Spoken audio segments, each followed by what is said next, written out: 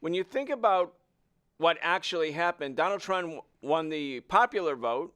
He got about, I don't know, 71, 72 million votes. They're not fully counted. Maybe it'll be a little bit more. He won the Electoral College. I mean, 4 years ago, Eugene, Joe Biden won by a greater margin than that in terms of popular vote. The Democrats controlled the House and the Senate. What happened from your point of view? Yes, well, there's quite a bit here, and I think when we look at the overall issue of turnout, I mean, let's zero in on a couple points.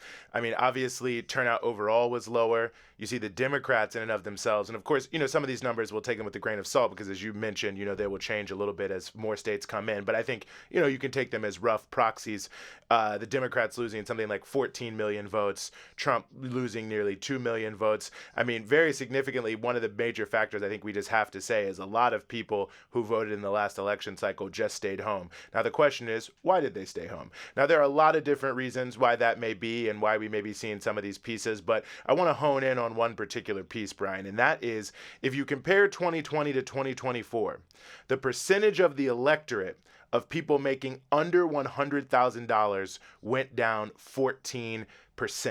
And I'll just give you some specific numbers. It went down about 6% of people making between $50,000 and $100,000, 4% for those making between $30,000 and $50,000, and 3% for those making under $30,000. But by and large, the vast majority of voters, because 74% of voters in 2020 and 60% of voters in 2024 are making under $100,000. So in the subset of the demographic that makes up the majority of voters, you saw about a 14% decline roughly in terms of the percentage they made up of the electorate. Now, I find that particularly notable because when you look at what's going on with the economy, what people say which people were saying was their major issue. It's kind of always the economy, right? Because we live under capitalism. So, your paycheck is your ration card. So, of course, people are always going to be primarily concerned with how to have, shelter, food, clothing, so on and so forth. But again, we are seeing this issue and we're at a moment where we are coming out of one of the largest inflationary spirals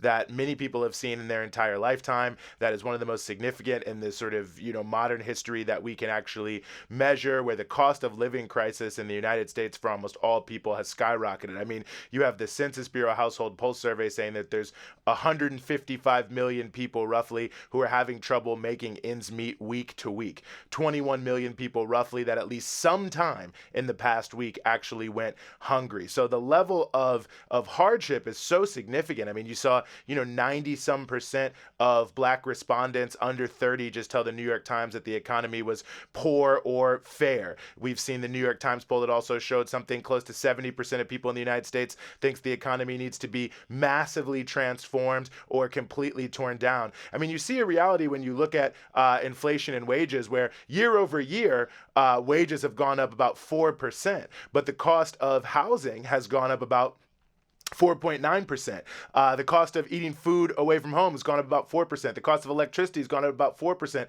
So, your wages aren't keeping up with your rent. They're barely keeping up or basically on par with the cost of powering your home, your internet, your air conditioning, your electricity in all certainly different regards. And, the cost of going out with your friends to try to have a good time and forget some of these bad times has also basically been essentially the same increase in cost as your wages. And so you're seeing that people's ability to survive is not actually keeping up with their incomes. So then you put that together with the fact that you have a 14% reduction in terms of percentage of the electorate of people making under $100,000 or $100,000 and below. And I think you can start to see that a big part of what took place in the 2024 election here was a large number of working class people just did not believe that either of the two party candidates had any solution for this massive crisis that was affecting them, and many of them chose not to vote, and that heavily affected all of the other issues that, of course,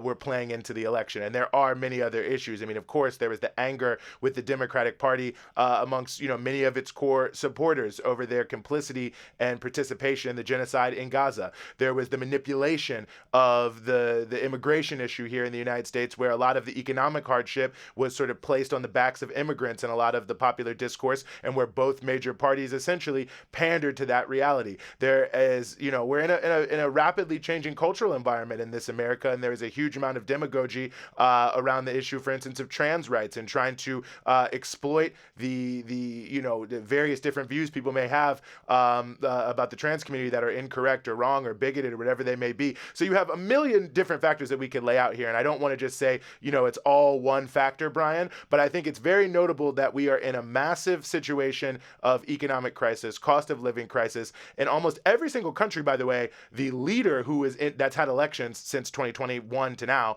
the leader who is in power during this inflationary crisis has been turfed out regardless of their politics. I think we're seeing a similar trend here in the United States of America, that after the massive COVID-19 crisis, people have seen that there is this huge corporate smash and grab raid that drove up prices, massively, only for the needs of corporate profiteering. And also after we had seen over COVID how easy it is to do things that help working class people, and people just could not fathom that the political system was offering them so little in terms of actual solutions to their core economic issues, in addition to the other issues you have tens of millions of people sit the election out, and you have many more people be very angry and either vote directly against the Democrats or perhaps for a third party, and preventing the Democrats from building a broad-based coalition. Although it's worth saying that the third party difference was not enough to make the difference. But I think it speaks to the same point that people are outraged. They're not voting. They're voting for third parties.